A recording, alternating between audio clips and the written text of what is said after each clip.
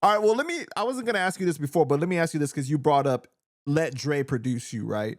Yeah. So Dre gets a lot of criticism about like, oh, he don't really be making all the beats. Oh, like he don't really be doing all the work and stuff like that. Like he don't deserve the title as the best producer in hip hop and all that stuff, right?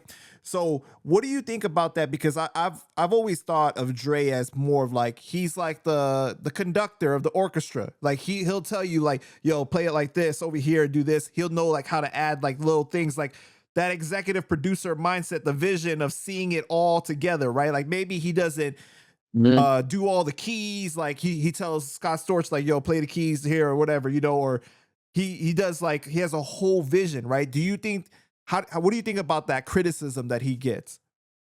I think, for me, I was always taught there's a difference between a producer and a beat maker. You know what I'm saying? And to me, because I went to Full Sail and they even used to teach us about like what the actual role of a producer is. And it's the person who sees the record from start to finish.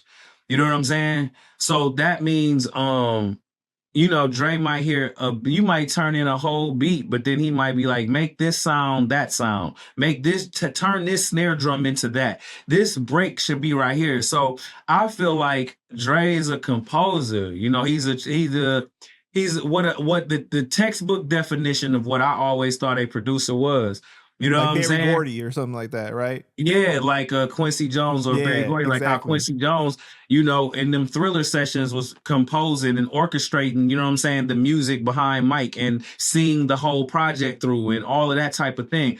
So I think that Dre is a producer in that sense. And still, we can't discredit the fact that, you got to talk about like back in the NWA days when he definitely was touching the beat machines, you know what I'm saying? And definitely, scratching over records and composing these entire albums. So I think that Dr. Dre is a producer in every sense of what the textbook definition of a producer is. And when it comes to the album we was working on, though it didn't come out, he cared from the, like, it's like, let me hear your intro. You need to add something here. Maybe your vocals need to be different here. I don't know if I like this song. I don't know if I like bars 8 through 6. I don't know if I like bars 8 through 12.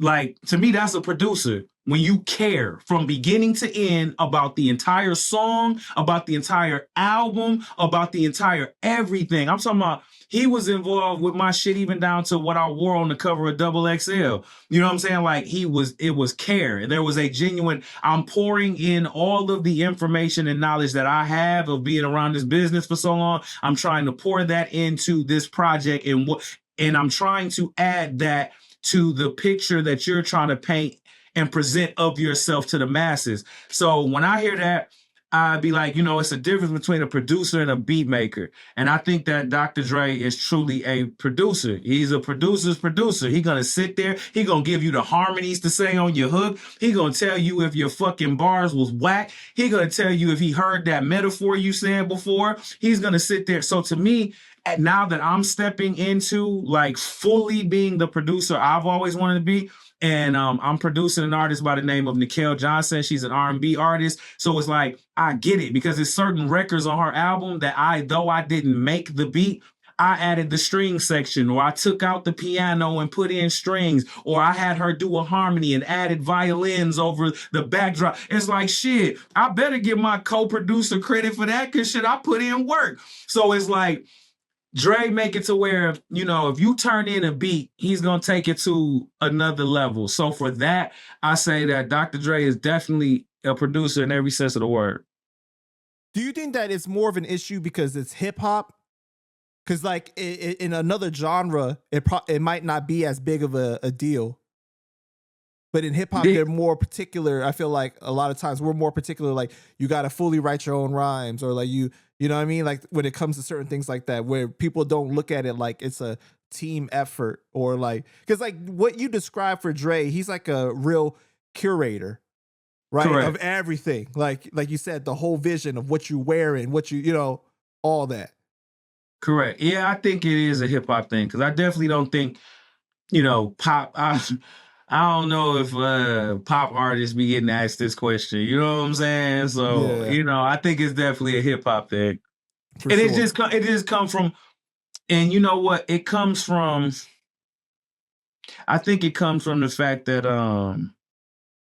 in hip hop, we had to all sit down there, like even if you didn't make music, what you view a producer as being is when your homie was on Fruity Loops and you watched him put everything on there. You know what I'm saying? It's like in hip hop, we come from nothing, so it's like you had to do everything. We didn't know it was such thing as composing. We didn't know it was a such thing as curating or putting musicians together, because everybody in hip hop 9 times out of 10 come from the hood, and it was one person or two people sitting in a basement or sitting on a computer, and they had to do everything themselves. You know what I'm saying? Like RZA had to do all that shit himself. Manny Fresh had to do all of that shit himself. Kanye in the beginning, he chopping up the sample himself. He had to, but by necessity. But then as you grow in your art form and in your craft, you understand that being a producer is more than just doing that. It's like, but we didn't know that because we are all put in situations where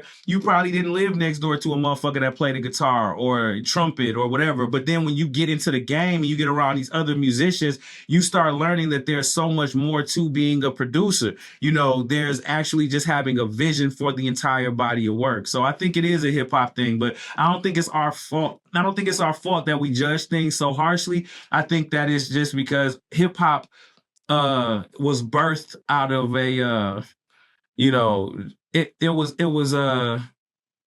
the circumstances that hip hop got birthed out of. We just weren't aware of all of these other things in the grander scale of the music business. We just wasn't aware to that shit.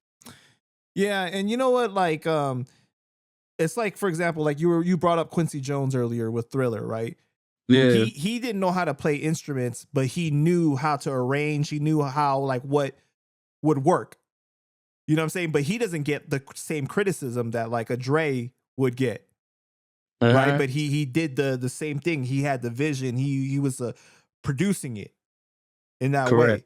way. And I feel like with Dre, like, people need to realize that there's no mistaking that if he needed to, he could get back on the MPC, do everything himself if he really needed to. But it's like he keeps a good amount of musicians around him, and he's always working on so much at one time, though.